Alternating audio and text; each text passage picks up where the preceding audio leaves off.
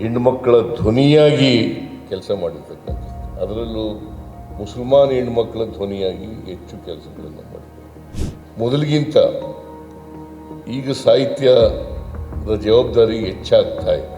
ಯಾಕಂತಂದರೆ ಅನೇಕ ಕೆಟ್ಟ ಶಕ್ತಿಗಳು ಸಮಾಜವನ್ನು ಒಡೆಯತಕ್ಕಂಥ ಪ್ರಯತ್ನವನ್ನು ಮಾಡ್ತಾರೆ. ಸಾಹಿತ್ಯ ಯಾವಾಗಲೂ ಕೂಡ ಎಲ್ಲರನ್ನು ಒಂದುಗೂಡಿಸ್ತಕ್ಕಂಥ ಕೆಲಸ ಮಾಡ್ತದೆ ಹೊರತು ವಿಭಜನೆ ಮಾಡ್ತಕ್ಕಂಥ ಕೆಲಸವನ್ನು ಮಾಡಲ್ಲ. ಬಸವಣ್ಣ ಅವ್ರು ಹೇಳಿದ್ದಾರೆ, ಇವನಾರವ ಅಂತ ಹೇಳ್ಬೇಡಪ್ಪ, ಇವ ನಮ್ಮವ ಅಂತ ಹೇಳಯ್ಯ ಅಂತ ಹೇಳಿ. ಇವತ್ತು ಕರ್ನಾಟಕ ಸರ್ಕಾರ ಕನ್ನಡ ಮತ್ತು ಸಂಸ್ಕೃತಿ ಇಲಾಖೆಯ ವತಿಯಿಂದ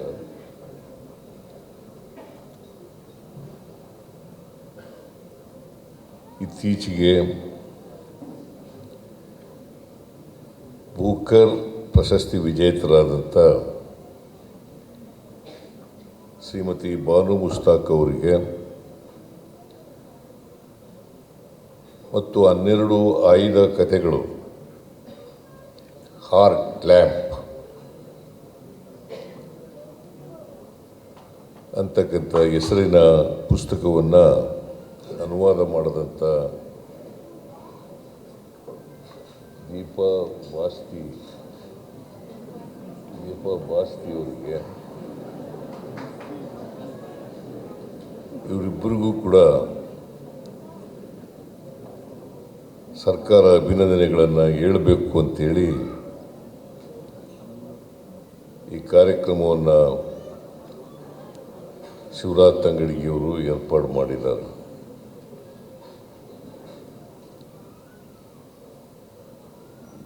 ನಾನು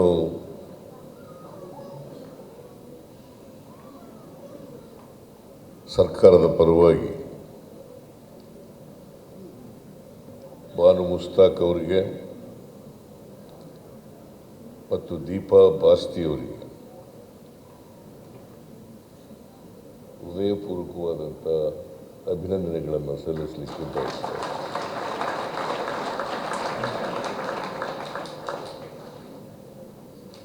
ಬೂಕರ್ ಪ್ರಶಸ್ತಿ ಒಂದು ಅಂತಾರಾಷ್ಟ್ರೀಯ ಪ್ರಶಸ್ತಿ.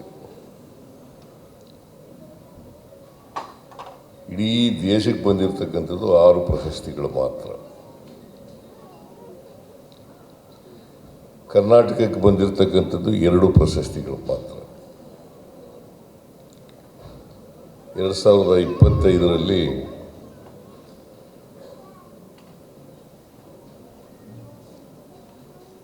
ಹೃದಯ ಹಣತೆ ಹಸೀನಾ ಅವರ ಕತೆಗಳು, ಬಾನು ಮುಸ್ತಾಕ್ ಅವರ ಕತೆಗಳು, ಹಸೀನಾ ಮತ್ತು ಇತರ ಕತೆಗಳು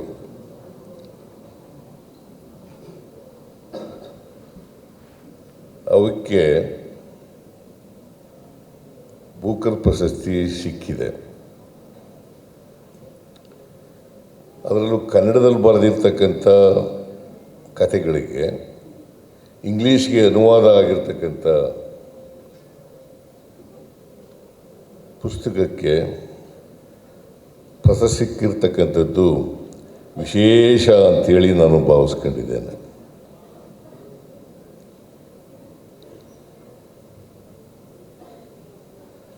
ಬಾನು ಮುಸ್ತಾಕ್ ಅವರು ನನಗೆ ಭಾಳ ವರ್ಷಗಳಿಂದ ಪರಿಚಯ. ಅವರು ಪತ್ರಕರ್ತೆಯಾಗಿ, ಲೇಖಕಿಯಾಗಿ,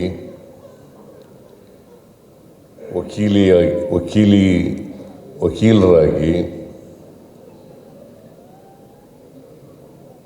ಮತ್ತು ಎಲ್ಲಕ್ಕಿಂತ ಮುಖ್ಯವಾಗಿ ಹೋರಾಟಗಾರ್ತಿಯಾಗಿ ತಮ್ಮನ್ನು ಈ ಸಮಾಜದಲ್ಲಿ ಗುರುತಿಸ್ಕೊಂಡಿದ್ದಾರೆ.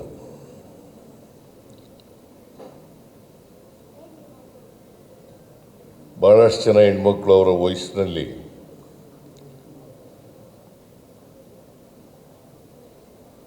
ಮದುವೆ ಸಂಭ್ರಮದಲ್ಲಿ ಇರ್ತಾರೆ. ಆದರೆ ಇವರು ಕಾಲೇಜ್ ಶಿಕ್ಷಣವನ್ನು ಪಡೆದು BSc ಮತ್ತು LLB ಅಲ್ವೇನಮ್ಮ, BSc ಮತ್ತು LLB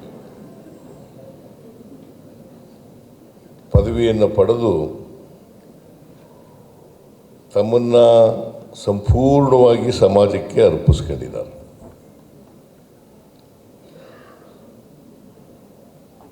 ವಕೀಲಿಯಾಗಿ ಬಹಳ ಜನ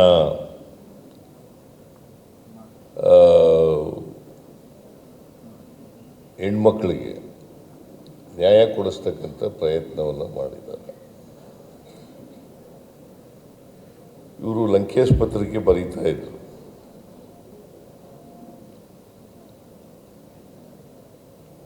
ಲಂಕೇಶ್ ಪತ್ರಿಕೆಗೆ ನಾನು ಆಗಾಗ ಹೋಗ್ತಾ ಇದ್ದೆ, ಆ ಕಚೇರಿಗೆ ಹೋಗ್ತಾ ಇದ್ದೆ ಲಂಕೇಶ್ ಬದುಕಿರುವಾಗ. ಆಮೇಲೆ 85ನೇ ಇಸ್ವಿನಲ್ಲಿ ನಾನು ಪಾರ್ಲಿಮೆಂಟಿಗೆ ನಿಂತ್ಕೊಳ್ಳಲಿಲ್ಲ ಅಂಥೇಳಿ ಲಂಕೇಶ್ ನನ್ನ ಮೇಲೆ ಕೆಟ್ಟದಾಗ ಬರೆಯೋಕ್ಕೆ ಶುರು ಮಾಡಿದ್ರು. ಆಮೇಲೆ ಬಿಟ್ಟೆ, ಲಂಕೇಶ್ ಕಚೇರಿಗೆ ಹೋಗೋದನ್ನು ಬಿಟ್ಟೆ ನಾನು. ಅವರು ನನಗೆ 85ರಲ್ಲಿ ರಾಜಮನೆತನದವ್ರ ವಿರುದ್ಧ ನಿಂತ್ಕೋಬೇಕು ಅಂತ ಹೇಳಿದರು. ಅದಕ್ಕೆ ನಾನು ನಿಂತ್ಕೊಳ್ಳೋಕ್ಕಾಗಲ್ಲ, ಅಸೆಂಬ್ಲಿಗೆ ನಿಂತ್ಕೊಳ್ತಾ ಇದ್ದೀನಿ, ನಾನು ಪಾರ್ಲಿಮೆಂಟಿಗೆ ನಿಲ್ಲಲ್ಲ ಅಂತ ಹೇಳಿದೆ. ಆಗ ನನ್ನ ಮೇಲೆ ಕೆಟ್ಟದಾಗಿ ಬರೆದರು. ನಾನು ಆಮೇಲೆ ಕಡಿಮೆ ಮಾಡಿದೆ ಅಂತ ಇಟ್ಕೋಣ. ಆದರೆ ಲಂಕೇಶ್ ಮೇಲೆ ಇದ್ದಂಥ ಅಭಿಮಾನ ಕಡಿಮೆ ಆಗಿರಲಿಲ್ಲ, ಅಭಿಮಾನ ಹಾಗೇ ಇತ್ತು. ಇವರು ಕೂಡ ಹಾಸನದ ವರದಿಗಾರರಾಗಿ ಲಂಕೇಶ್ ಪತ್ರಿಕೆಯಲ್ಲಿ ಬರೀತಾ ಇದ್ದಾರೆ.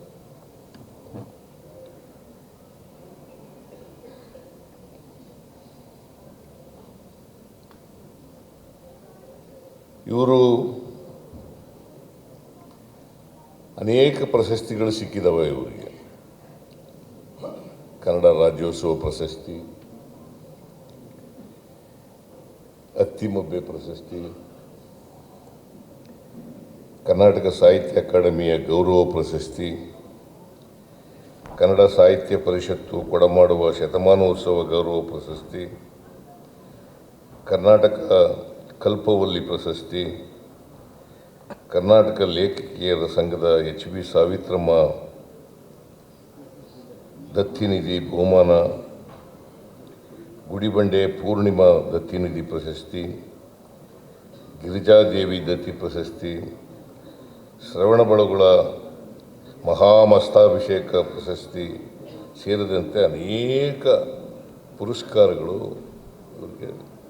ನಾವು ಇದನ್ನೆಲ್ಲ ಯಾಕೆ ಹೇಳ್ತಾ ಇದ್ದೀನಿ ಅಂತಂದರೆ, ಇಷ್ಟು ಪ್ರಶಸ್ತಿಗಳು ಸಿಗಬೇಕಾದ್ರೆ ಅವರ ಬರಹದಲ್ಲಿ ಸತ್ವ ಇರಬೇಕಲ್ಲ, ಸಾಮಾಜಿಕ ಸಂದೇಶ ಇರಬೇಕಲ್ಲ, ಸಮಾಜದ ಬಗ್ಗೆ ಕಳಕಳಿ ಇರಬೇಕಲ್ಲ. ಈ ಕಳಕಳಿ ಮತ್ತು ಸಾಮಾಜಿಕ ಸಂದೇಶ ಇರೋದಿಲ್ಲದೇ ಇವರು ಶಕ್ತಿಯುತ ಬರಹಗಾರರಾಗಿ ಹೊರಹೊಮ್ಮಿರ್ತಕ್ಕಂಥದ್ದು ಅಂತಕ್ಕಂಥ ಮಾತುಗಳನ್ನು ಹೇಳಲಿಕ್ಕೆ ಬಯಸ್ತಾರೆ.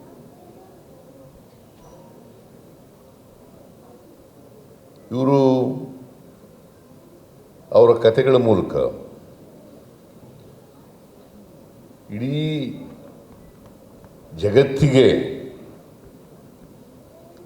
ಜಗತ್ತಿನ ಲೇಖಕರಿಗೆ ಅವರ ಮನಸ್ಸಿನ ನೋವನ್ನು, ಮನಸ್ಸಿನ ಸಂವಹನವನ್ನು ತಿಳಿಸ್ತಕ್ಕಂಥ ಪ್ರಯತ್ನ ಮಾಡಿದ್ದಾರೆ.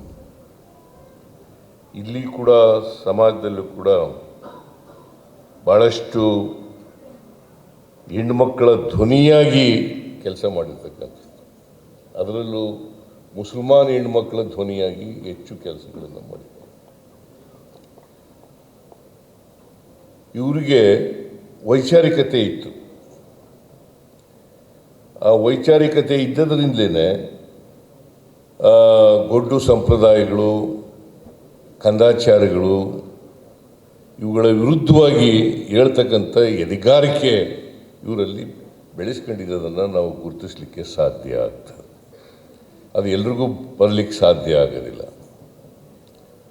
ಅದಕ್ಕೆ ಅವರು ಹೇಳಿದ್ರು, ಈ ಸಾಹಿತ್ಯ ಇದೆಯಲ್ಲ, ಸಾಹಿತ್ಯದ ಮೂಲಕ ಸಮಾಜಕ್ಕೆ ಇಡೀ ಸಮಾಜಕ್ಕೆ ಒಂದು ಸಾಮಾಜಿಕ ಸಂದೇಶವನ್ನು ಕೊಡಲಿಕ್ಕೆ ಸಾಧ್ಯ ಆಗ್ತದೆ, ಮನುಷ್ಯತ್ವದ ಸಂದೇಶವನ್ನು ಕೊಡಲಿಕ್ಕೆ ಸಾಧ್ಯ ಆಗ್ತದೆ. ಮನುಷ್ಯ ಹೇಗಿರಬೇಕು ಈ ಸಮಾಜದಲ್ಲಿ ಅಂತಕ್ಕಂಥದ್ದು ಸಾಹಿತ್ಯದ ಮೂಲಕ ಹೇಳ್ತಕ್ಕಂಥ ಪ್ರಯತ್ನವನ್ನು ಅವರು ಮಾಡಿದ್ದಾರೆ ಅಂತಕ್ಕಂಥ ಮಾತುಗಳನ್ನು ಹೇಳಲಿಕ್ಕೆ ಬಯಸ್ತಾ ಇದ್ದೇನೆ. ಇವತ್ತು ಸಾಹಿತ್ಯ ಇನ್ನೂ ಹೆಚ್ಚು ಜವಾಬ್ದಾರಿಯುತವಾಗಿ ಕೆಲಸ ಮಾಡಬೇಕಾದಂಥ ಪರಿಸ್ಥಿತಿ ನಿರ್ಮಾಣ ಆಗ್ತಾ ಇದೆ ಅಂತಕ್ಕಂಥ ಮಾತುಗಳನ್ನು ಹೇಳಲಿಕ್ಕೆ ಬಯಸ್ತಾ ಇದ್ದೇನೆ. ಈಗ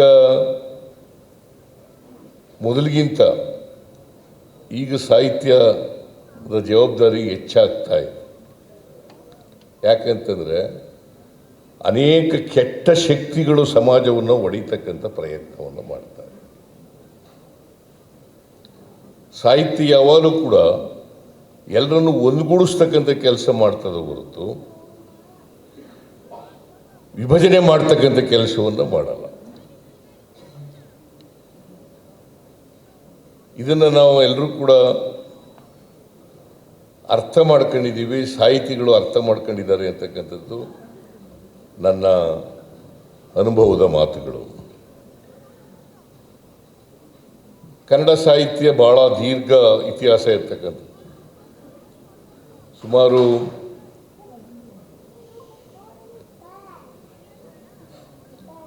1200 ವರ್ಷಗಳಿಂದ ಜನರನ್ನು ಒಟ್ಟುಗೂಡಿಸ್ತಕ್ಕಂಥ ಕೆಲಸವನ್ನು ಮಾಡ್ತಾರೆ. ಈಗ ನಮಗೆ ಕನ್ನಡದಲ್ಲಿ ಲಭ್ಯ ಇರತಕ್ಕಂಥ ಕೃತಿ ಯಾವುದಪ್ಪ ಅಂತಂದರೆ ಕವಿರಾಜ ಮಾರ್ಗ.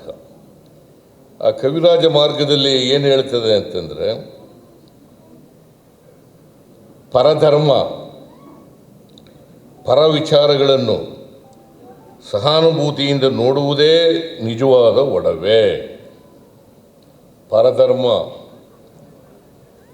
ಪರ ವಿಚಾರಗಳನ್ನು ಸಹಾನುಭೂತಿಯಿಂದ ನೋಡುವುದೇ ನಿಜವಾದಂಥ ಒಡವೆ ಅಂತ ಕವಿರಾಜ ಮಾರ್ಗದಲ್ಲಿ ನಾವು ನೋಡಲಿಕ್ಕೆ ಸಾಧ್ಯ ಆಗ್ತದೆ. ಹಾಗೆ ಪಂಪ ಆದಿಕವಿ ಪಂಪ ಅವ್ರು ಹೇಳ್ತಾರೆ, ಮನುಷ್ಯ ತಾನೊಂದೇ ಒಲಂ ಎಂದಿದ್ದಾರೆ. ಮನುಷ್ಯ ಜಾತಿ ತಾನೊಂದೇ ಒಲಂ ಎಂದಿದ್ದಾರೆ. ಬಸವಣ್ಣ ಸಾಮಾಜಿಕ ಕ್ರಾಂತಿ ಪುರುಷ.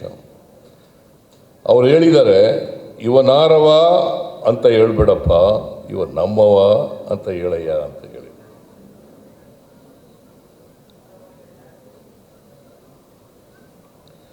ಕನ್ನಡದ ಧ್ವನಿ ಅಕ್ಕ ಮಹಾದೇವಿ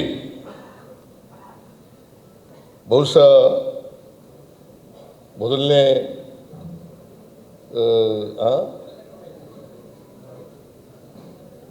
ಧ್ವನಿ ಎತ್ತವರು, ಹೆಣ್ಣುಮಕ್ಕಳ ಪರವಾಗಿ ಧ್ವನಿ ಎತ್ತವರು ಅಕ್ಕ ಮಹಾದೇವಿ. ಅವರು ಕೂಡ ಭಾಳ ಮಹಿಳೆಯರ ಪರವಾಗಿ ಧ್ವನಿ ಎತ್ತಕ್ಕಂಥ ಪ್ರಯತ್ನವನ್ನು ಮಾಡಿದ್ದಾರೆ. ಇವರು ದೀಪಾ ಬಾಸ್ತಿ ಇವರು ಇದರಲ್ಲ, ಇವರ ಕೃತಿಯನ್ನು ಇಂಗ್ಲೀಷ್ಗೆ ತರ್ಜುಮೆ ಮಾಡಿದ್ದಾರೆ. ಬಹುಶಃ ಇಂಗ್ಲೀಷ್ಗೆ ತರ್ಜುಮೆ ಮಾಡದೇ ಹೋಗಿದ್ರೆ ಆ ಬೂಕರ್ ಪ್ರಶಸ್ತಿ ಇವರಿಬ್ಬರಿಗೂ ಸಿಕ್ಕಲಿಕ್ಕೆ ಕಷ್ಟ ಆಗ್ತಿತ್ತೇನೋ ಅಂತೇಳಿ ನನಗನ್ಸುತ್ತೆ. ಅದಕ್ಕಾಗಿ ನಿಮಗೆ ವಿಶೇಷವಾದಂಥ ಅಭಿನಂದನೆಗಳನ್ನು ದೀಪ್ತಿ ಬಾಸ್ತಿಯವರಿಗೆ ಸಲ್ಲಿಸಲಿಕ್ಕೆ ಬಯಸ್ತಾ ಇದ್ದೀನಿ. ಯಾಕಂದರೆ ಬಾನು ಮುಸ್ತಾಕ್ ಅವರ ಅನೇಕ ಕೃತಿಗಳಿದ್ದಾವಲ್ಲ, ಅವರ ಕೃತಿಗಳಲ್ಲಿ ಅನೇಕ ಆಯ್ದ ಕಥೆಗಳನ್ನು 12 ಆಯ್ದ ಕಥೆಗಳನ್ನು ಮಾಡಿ ಅದನ್ನು ಹಾರ್ಟ್ ಲ್ಯಾಂಪ್ ಅಂತ ಹೆಸರಿನಲ್ಲಿ ಕನ್ನಡಕ್ಕೆ ಅನುವಾದ ಮಾಡಿರ್ತಕ್ಕಂಥದ್ದು. ಅದು ಜಾಗತಿಕ ವಿಷಯವಾಗಿ ಇವತ್ತು ಇಡೀ ಜಗತ್ತಿನ ಎಲ್ಲ ಸಾಹಿತಿಗಳಿಗೆ ಮುಂದೆ ಇಡ್ತಕ್ಕಂಥ ಪ್ರಯತ್ನವನ್ನು ಮಾಡಲಿಕ್ಕೆ ದೀಪಾ ಬಾಸ್ತಿಯವರು ಕೂಡ ಕಾರಣರಾಗಿದ್ದಾರೆ. ಮೂಲತಃ ಬಾನು ಮುಸ್ತಾಕ್ ಅವರು ಕೂಡ ಕಾರಣರಾಗಿದ್ದಾರೆ. ಅವರಿಗೆ ನಾನು ಈ ಸಂದರ್ಭದಲ್ಲಿ ಮಗದೊಮ್ಮೆ ಸರ್ಕಾರ ಅವರಿಗೆ ಆರ್ಥಿಕವಾದಂಥ ಧನ್ಯವಾದಗಳನ್ನು ಅಭಿನಂದನೆಗಳನ್ನು ಸಲ್ಲಿಸ್ತಕ್ಕಂಥ ಕೆಲಸವನ್ನು ಮಾಡ್ತದೆ. ಇದು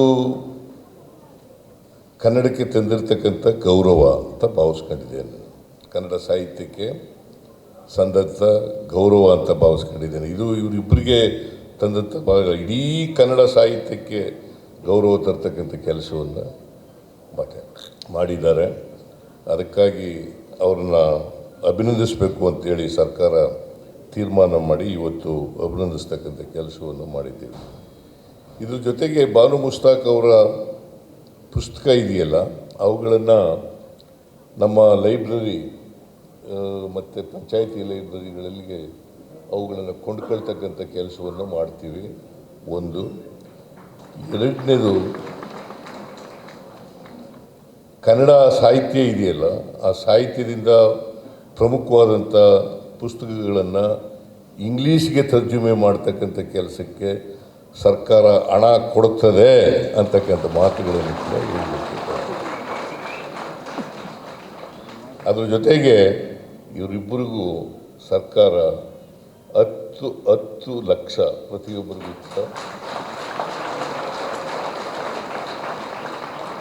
ಬಾನು ಮುಸ್ತಾಕ್ ಅವರಿಗೆ ಮತ್ತು ದೀಪಾ ಬಾಸ್ತಿಯವರಿಗೆ ಪ್ರತಿಯೊಬ್ಬರಿಗೂ ಕೂಡ 10 ಲಕ್ಷ ರೂಪಾಯಿಗಳನ್ನು ಸರ್ಕಾರ ಕೊಡ್ತದೆ ಅಂತಕ್ಕಂಥ ಮಾತುಗಳನ್ನು ತಕ್ಷಣ ಕೊಡ್ತೀವಿ ಅಂತಕ್ಕಂಥ ಮಾತುಗಳನ್ನು ಹೇಳಲಿಕ್ಕೆ ಬಯಸ್ತಾ ಇದ್ದೇನೆ. ಅದರಿಂದ ನಾವು ಕನ್ನಡ ಸಾಹಿತ್ಯ ಇವರಿಗೆ ಬಾನು ಮುಸ್ತಾಕ್ ಅವರಿಗೆ ದೀಪಾ ಬಾಸ್ತಿಯವರಿಗೆ ಸನ್ಮಾನ ಮಾಡೋದು ಅಂದರೆ ನಾವೇ ಗೌರವಿಸ್ಕೊಂಡಾಗುತ್ತೆ. ನಮ್ಮ ಗೌರವ ಹೆಚ್ಚಾಗ್ತದೆ. ಆ ಕೆಲಸವನ್ನು ಸರ್ಕಾರ ಮಾಡಿದೆ ಅಂತಕ್ಕಂಥ ಮಾತುಗಳನ್ನು ಹೇಳಿ, ನೀವು ಇನ್ನೂ ಜಾಸ್ತಿ ಕೆಲಸ ಮಾಡ್ತಾರೆ, ಅನುವಾದ ಜಾಸ್ತಿ ಮಾಡಿ. ಏನಮ್ಮ, ಕೊಡಗಿನವರು ಇವರು ಹಾಸನದವರು.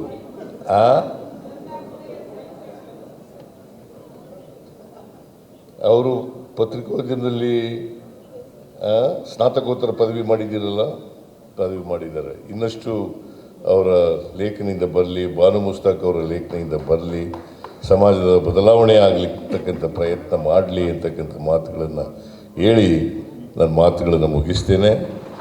ನಿಮ್ಮೆಲ್ಲರಿಗೂ ಹೃದಯಪೂರ್ವಕವಾದಂಥ ನಮಸ್ಕಾರಗಳನ್ನು ಹೇಳಲಿಕ್ಕೆ ಬಯಸ್ತಾ ಇದ್ದೇನೆ.